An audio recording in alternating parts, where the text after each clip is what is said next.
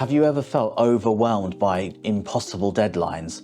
Or maybe you've left a meeting feeling like you're just about to disappoint someone? Managing expectations at work is the one skill that separates good employees from great leaders. Stay with me until the end of this video, because not only will I show you how to master this skill, but I'll let you into a game-changing secret that can completely change the trajectory of your career. Why listen to me? Well, as someone who's climbed the corporate ladder and is now an executive director at one of the world's largest investment banks, I know firsthand what it's like to manage expectations and see this as not just a skill, but a vital leadership superpower. I've led cross-functional engineering and product teams, led complex product delivery, and also managed to break down silos in large organizations. I've done this by setting clear expectations and managing the stakeholders around me correctly, and also my team. I've made the mistakes along the way, so you don't have to, and today I'm going to share the lessons that got me here. So let's start with why managing expectations is so important. Mismanaged expectations leads to misaligned priorities. You'll inevitably miss deadlines as a result of these misaligned priorities, and you'll also damage the relationships and the trust you're building with stakeholders and people involved in the work you're delivering. But on the flip side, setting clear expectations builds trust. It improves the performance of everyone around you and the delivery, and also sets you up as a trusted leader who's in control. And let's also state some facts here. According to a recent Harvard Business Review, leaders who consistently communicate expectations have teams that are 50% more engaged. That's the power of this skill. So let's run through some steps so that you can start managing expectations effectively. First, you need to understand what is being delivered before you commit. If you're unclear on the ask a clarifying question. Make sure you understand what success looks like in this task, that you both understand the outcome that is going to be achieved. Also ask what the client or customer or stakeholder's timeline is. They could have timelines already that are in place and you need to slot into these, but you need to understand what their expectations are first. Look around you and think about the resources that you have.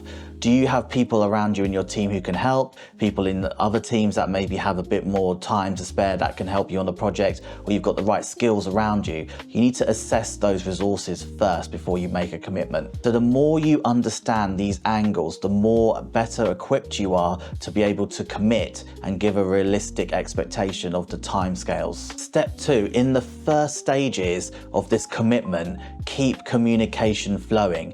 There's no over communicating here. Actually, under communicating would be really detrimental. Don't assume everyone's on the same page. It's better early on to have frequent conversations so that you are on the same page, understand any misalignments and details, but just keep the conversation going in the early stages of the delivery. When you're having meetings, make sure you summarize these. Summarize these out in notes, maybe send it via an email or have a sheet that everyone can see, but keep those summary points clear on paper so that everyone can review them. This is great because it helps you do regular updates later on, having documented this, but it also confirms the action points and who's responsible for what. Now, it's tempting to just say yes to everything, but good leaders know where the boundaries are and where to push back. If something isn't feasible, explain why it's not feasible or why it cannot be done in tandem with everything else that's being asked. Where possible, I would also offer a compromise, somewhere where you can start to plan an extra delivery that may not be in the timescales,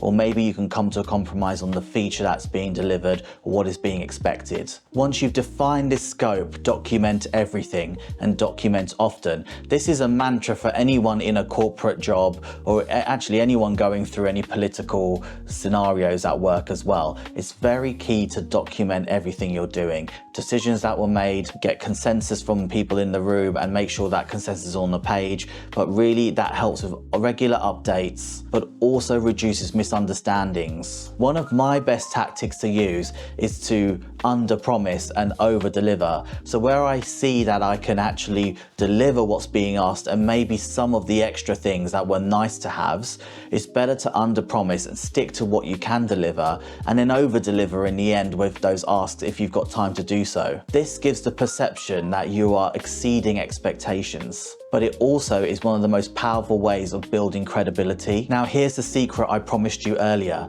and that is that managing expectations isn't isn't about managing your team and the delivery, it's about managing upwards. It's absolutely vital that you manage upwards in these scenarios. Manage your boss, manage senior stakeholders or leadership groups, communicate challenges early on, share progress updates without having been asked for them, but also you are setting the narrative of your work here before anyone else has a chance to take control of that narrative and start controlling it themselves.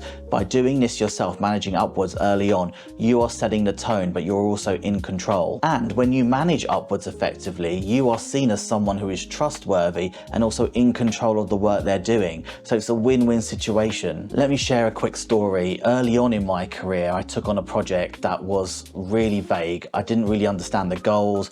I thought the deadlines just were too close, they were unrealistic, but I didn't speak up, I didn't say anything. I thought I could power through and just do what I can, but then things started to fall behind. But looking at that whole experience, at that point, it damaged my credibility with the senior leadership, but also the people around me in my team. So fast forward to today, what I do straight away is as soon as an initiative comes in, I clarify the goals, you define the deliverables, and you negotiate timelines up front, and also always, as I mentioned, under-promise and over-deliver. The result is better outcomes, stronger relationships, and less stress. So don't make the same mistake I did. Start managing expectations from day one. So now that you've got the tools to manage expectations like a pro, imagine yourself being that go-to person where everyone can trust and get stuff done. That can be you. If you found this valuable, hit the like button and don't forget to subscribe to this channel. I'll be sharing more practical leadership tips, and check out the other videos on my channel where I talk about growing as a leader from my own experiences. And if you've loved this video, leave a comment below and explain to me what your greatest challenge has been when managing expectations. I'd love to help. Stay tuned for the next video.